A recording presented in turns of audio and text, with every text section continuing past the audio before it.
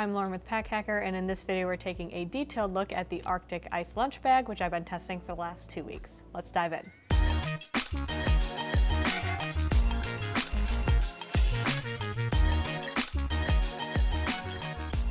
There's not a ton going on the outside of this cooler. We have the Arctic logo down here, and that is pretty much it. It's got this triangular shape that stands up really nicely on its own. I've got some stuff in here right now, so it's just sloshing around in there, so bear with me. But the kind of function that we have here is that this is a cooler that you stick in the freezer. The cooler itself freezes, and then it sort of acts as its own ice pack versus needing to bring your own ice pack. So that functionality is really great. The disadvantage here is that this is just a basic polyester material, and the water, once this actually started defrosting, started actually like coming through because it created condensation that then made like the outside of this wet. So I'll go into a little bit more detail in that about that shortly.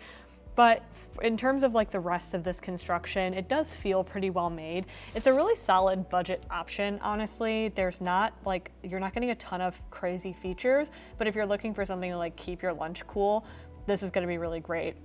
I also took this on a car ride. This was nice for like a trip to the beach, because by the time I actually needed to eat / whatever inside what was inside of here, it was basically like the cooler was pretty much melted. So with this, it's just an easy opening here. This is like a Velcro that keeps the top handle together.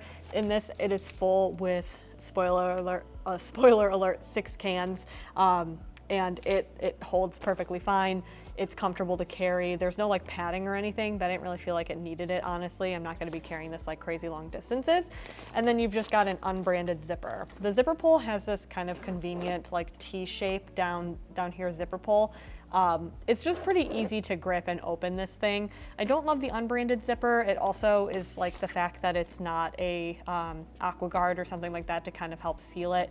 Don't really love that either, but like I mentioned, it works perfectly fine, and at a budget price, this is a pretty solid cooler, especially because it's 6 quarts of space, so you can fit a decent amount of stuff in here, and it folds flat when it's not in use, which is really nice for storing. But let's take a look at kind of the functionality. When it's time to eat or drink whatever's in here, it's a very simple and easy design. You just open that up and then unzip it. So that gives you a solid look at everything that's on the inside here. You can see that I have 6 regular 12-ounce cans. You can't stack them one on top of the other because that makes the cans are too tall. But you could do that if you wanted to. You could like put one of them on top, but at that point it's gonna kind of jostle around, so I wouldn't necessarily recommend that. This is designed to fit all of Arctic's or specifically like their bento boxes and like one of their water bottles, because this is more of like a lunch cooler. If you don't have that though, it still fits other things, right? It fits 6 cans, or like I was able to fit just like Tupperware containers in here. And because this base is flat, they're not like jostling around or anything crazy.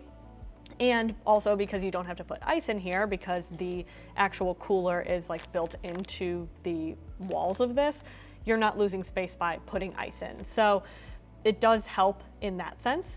But whenever you're done with this, this is what they mean by it packs flat. So if you wanted to keep this like stored away somewhere, it's not gonna take up a ton of space like a traditional like hard-sided little tiny hard cooler or something like that. With the design as well, this is actually a baffled design, so it is almost like, you can think of it like seams that go along here, so that the gel packs on the inside are actually separated out. Like there's one here, there's one right here, and you can feel it and notice it a little bit more when it's actually frozen. But this makes it so that when you are moving this around, it's not like a one stiff structure. Like you can actually like kind of manipulate it however you need to kind of fit it into a space or something. Same with the bottom. There's one here and one here. That also means that when you're freezing it in your freezer, you could just put it like this if you want to into your freezer. What I ended up doing was, if I had something frozen that I put in here, I just put the frozen thing in here and then put that in the freezer. If it wasn't frozen, I just kind of set this up in my freezer and then just grabbed it the next morning. So kind of up to you how you want to configure that for your own lifestyle. But what was nice about this is the performance was pretty solid. So with the like 50 when this was frozen and I left it out at room temperature and I had some cans in here, after about, I don't know, 2 hours or so, it was still 50 to 60% frozen, like this entire thing, but it started showing wet spots through. And that was the condensation from the ice packs melting actually started coming through the material. And then after 4 hours, the outside of this was like pretty much soaked, which we'll pop up a picture of it, but it was like dripping water onto my desk, and I was like, that's really cool. But I opened it up and I had some of these cans in there and they were still ice cold. So they were ice cold, but they were still dry, which means that these weren't developing condensation yet. However, after about 6 hours, this was fully melted but still cold, but it was dry now, but the inside, the cans started developing condensation. So at that point, they were starting to warm up. So I would say kind of peak time is like 2 to 4 hours with this thing. Any more than 4 hours is when your stuff is gonna start to warm up a little bit. But until that point, if you're taking this to the beach or you're using it as your lunchbox or something like that, by the time you actually go to drink or eat whatever's in here, it's probably still going to be cold unless it's been obviously longer than 6 hours. That's when it can get a little bit risky. So between the budget price, the fact that this can pack down when you're not using it, I think it's a really great option for just like a lunch cooler, as long as you're okay with it just being a little bit wet on the outside for a hot second. That personally I think would bother me too much, and I wouldn't want a cooler that does that, especially because there are soft coolers that don't do that.